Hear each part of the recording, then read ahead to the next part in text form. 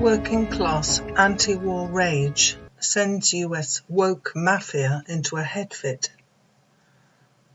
A broad coalition of those who really want to stop the US war machine faces silence from the media and insults from the left.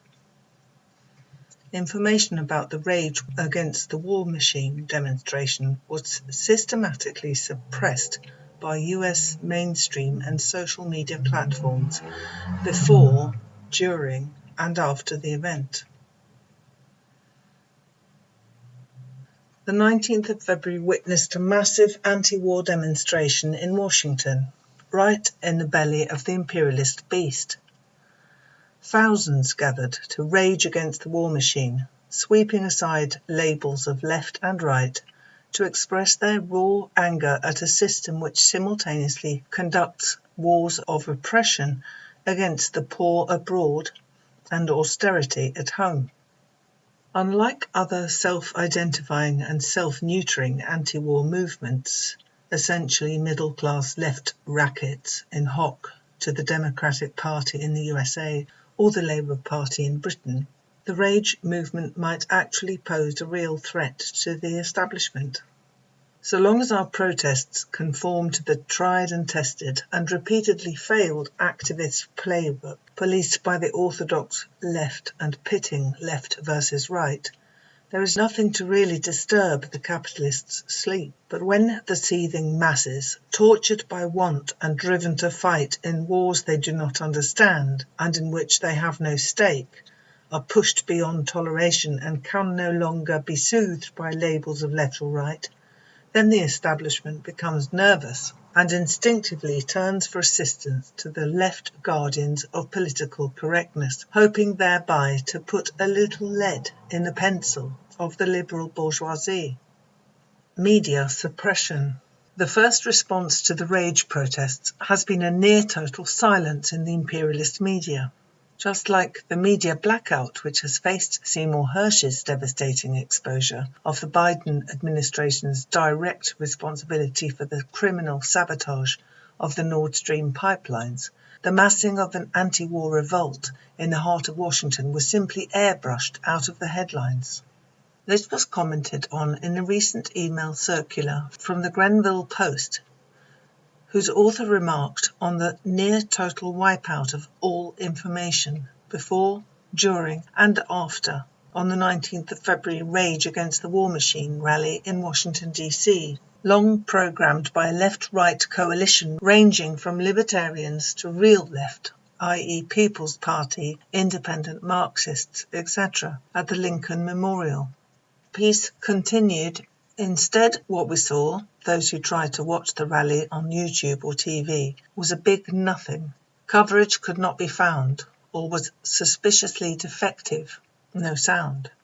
It's undeniable that the rally was clearly and meticulously sabotaged, rendered invisible before, during, and after by all types of dirty stratagems, obviously staged by the establishment's legacy media and the social media platforms themselves. Email Anti-Imperialist Tool, Volume 18, from the Grenville Post, 21st of February 2023. But as it dawns on the bourgeoisie that such manifestations of popular revolt cannot simply be shrugged off as the crisis worsens, it turns for ideological aid to its woke friends, the self-appointed gatekeepers of the left. Left policemen to the rescue. After all those years spent arguing about the need to build a broad church that could mobilize the widest support for the anti-war message, years in which it was maintained that the exclusion of communist voices alone would avoid scaring off the Quakers and pacifists, years which, to the contrary, witnessed the serial erosion of its support base thanks to the political bankruptcy of the social democratic leadership. There is now a new approach to building a broad anti-war movement. Instead of pretending to welcome all comers, bar communists, with open arms, the new woke management effectively requires any would-be peace activist to undergo a rigorous entrance exam up front, designed to winkle out and cancel any luckless soul who fails to pass the test. Take as an example journalist activist Jacqueline Luqman.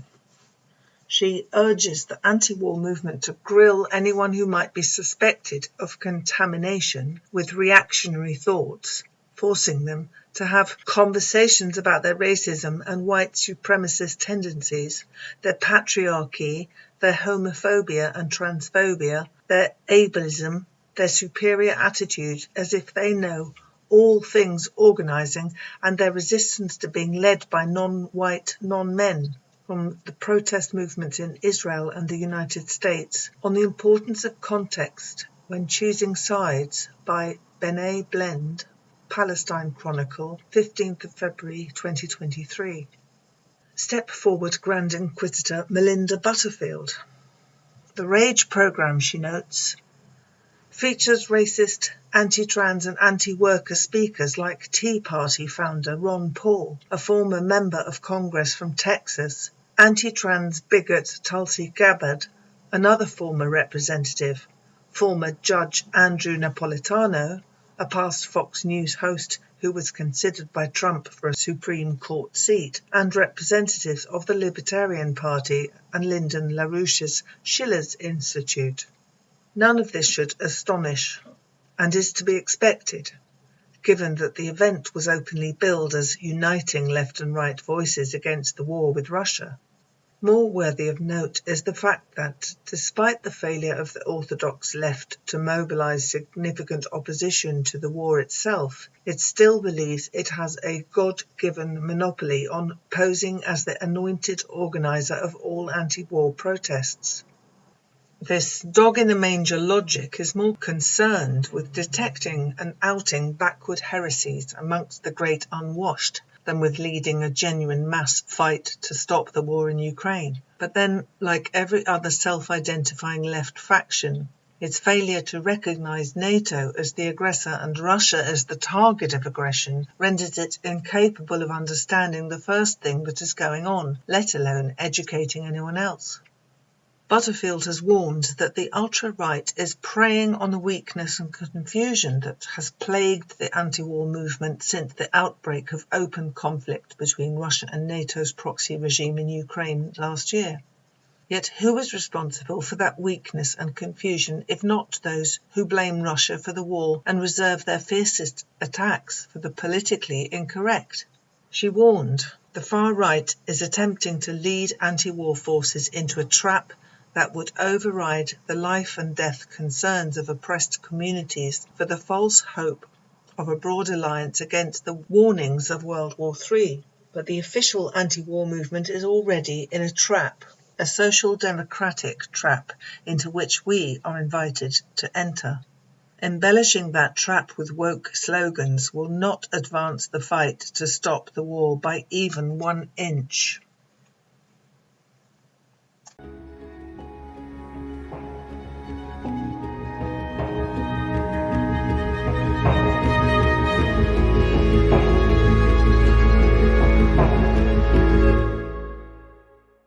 Thanks for listening to Proletarian Radio. We aim to bring you the best Marxist analysis on current affairs, revolutionary history, and theory. Do like, comment, subscribe, and share our content to help us reach the widest possible audience. We are a small organization with limited resources, and we need workers' support if we are to grow and fulfill our mission.